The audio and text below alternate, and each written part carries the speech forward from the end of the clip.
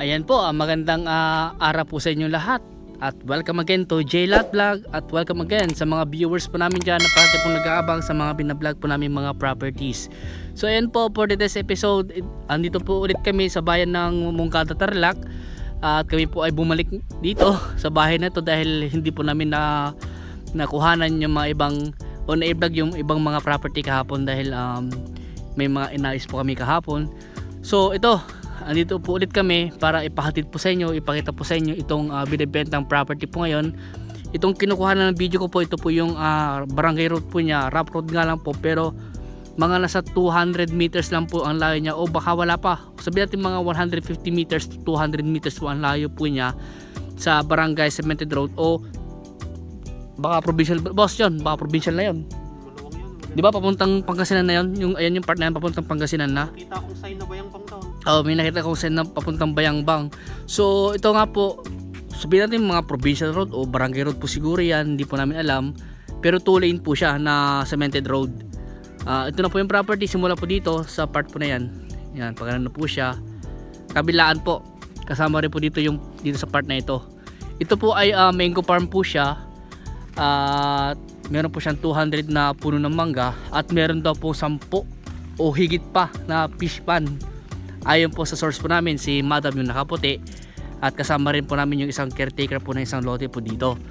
So ayan, nasa 200 meters daw po yung kanyang 200 meters, nasa 200 daw po na puno ng mangga at meron 10 o mahigit pa na fish pan at meron daw pong mga 1,000 na puno ng mahogany. So ito po yung isang portion po ng property. Dito po yung part na mahaba at may fish pa na po agad dito. At dito sa kabila ay ang estimate ko siguro na sa mga ilang, boss, mga ilang area nito? Mga 2,000 square meter siguro na maluwang na fish pan. Mga 2,000 square meter na maluwang na fish pan. Ayan, meron pong 2,000 na estimate po ni Boss Alistair. Yung fish pan po rin sa kabila nasa mga 2,000 na po square meter. Malaking fish pan po ito. Ayan. So ipapakita po sa inyo yung fish pan po dito. Ewan ko lang kung meron pong laman ito ngayon. Ayan, yan po yung fish pan po, laki. At may mga puno rin po ng mga mangga sa gilid po ng fish pan. Pero tingin ko maraming laman, boss, kasi maraming gumagalaw, oh. Maraming gumagalaw. Ulag. Ayan po.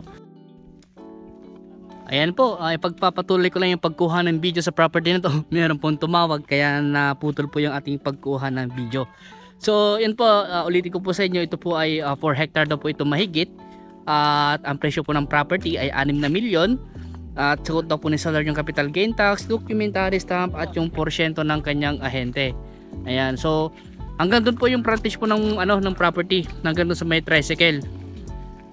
Sa Mandaron. Mga estimate kong frontage po niya siguro mga nasa 50 to 60 meters po yung frontage po niya. At yun nga po, sabi ko sa inyo, meron pong 200 po ito na puno ng mangga, baka mahigit pa daw po. Sabi natin more or less na lang. Meron din pong 1,000 daw po na mahogany, more or less.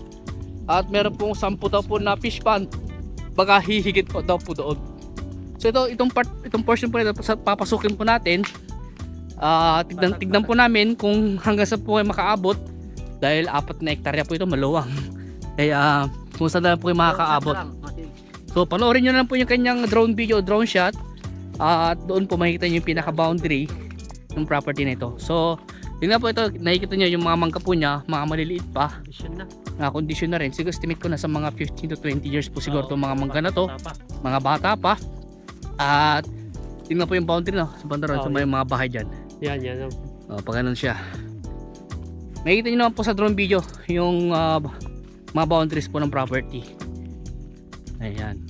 Ito po yung isang fish pan. Andun yung isang fish pan din na sa bandaron. Tapos ito nahati ng creek. Nahati siya ng creek. Nahati ng creek. Itong property po na ito, meron po siyang creek. Nahati nga lang po, pero isang source of water din po dito. So ayan po.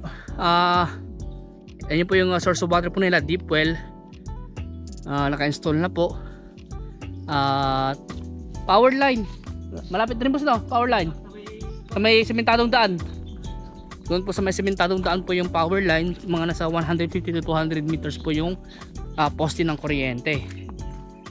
Ayan. Ito po yung mga fish pan po niya. Hindi ko lang po alam. Walang laman dos, no? Wala daw laman. So sa mga kabili po nito, ay lagyan na lang po natin ng laman kung sakali. Ayan.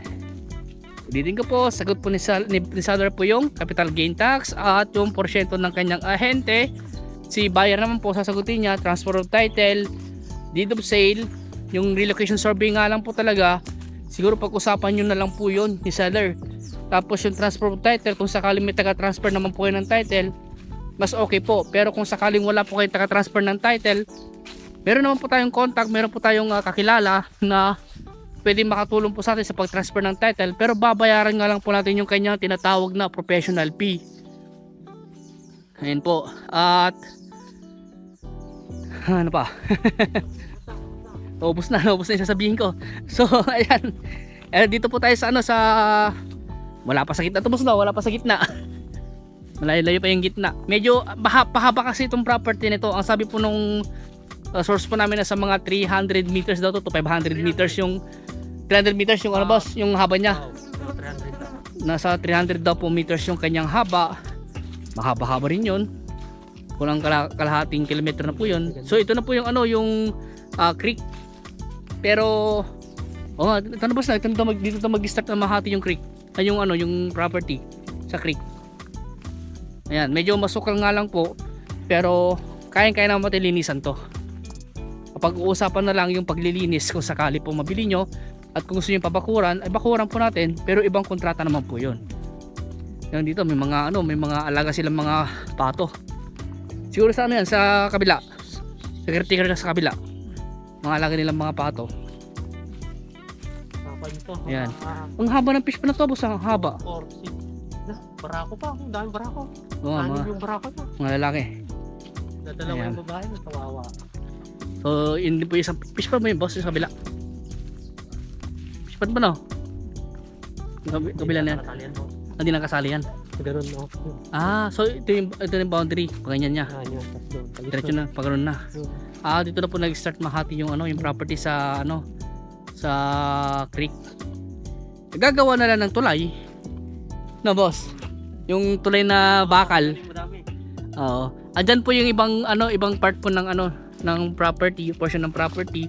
So ibig sabihin, tatlo siya nahati, yung barangay road tas dito sa creek. Ayan. At andyan daw po sa kabila yung ibang mga puno ng mangga.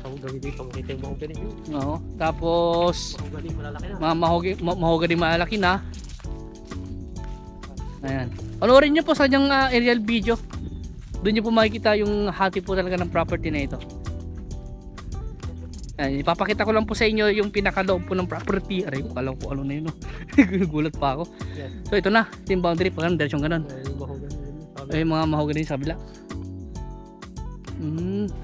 Okay. Siguro hindi natin mapuntahan doon sa part na yun. Nakuyin natin. Malalim yan. So ayan, pabalik na po kami sa mga kasama po namin. Kay Boss Jason. Tapos na siya mag-drone. So, kung may mga ibang katanungan pa po kayo regarding po sa property na ito, tumawag na lang po kayo sa akin. At kung gusto nyo puntaan o i-ocular visit po itong property na ito, samahan po namin kayo. At para makausap nyo rin po kung sakali. Yung seller daw po dito ay kailangan po natin i-communicate sa source po namin kung gusto nyo kausapin po yung may-ari po dito. Ayan. So, hanggang dito po muna.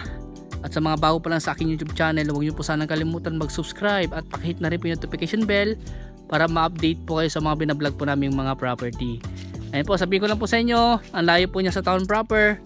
Nasa mga malapit-lapit lang po, no? Malapit lang. Mga 5 kilometers ganun. Mga 5 kilometers, tapos sa Tiplex Anao, mga 15 minutes driving o 20 minutes ganun po. Carmen na lang, malapit. Mas malapit yung Carmen? Parang mas malapit yung sa akin eh. Mas malapit yung Carmen. Bagay. So, pwede naman po kasi dalawa kasi exit dito. Pwedeng pwedeng Carmen exit. So, sabi naman po ni Boss Alistair, mas malapit daw po yung Carmen exit. So, choice po natin. Choice nyo na lang po kung saan pwede mag-exit. Ang meet up place na lang sa Mungkada, Mungkada Town proper. So, hanggang dito po muna at maraming salamat po sa inyo lahat at God bless po.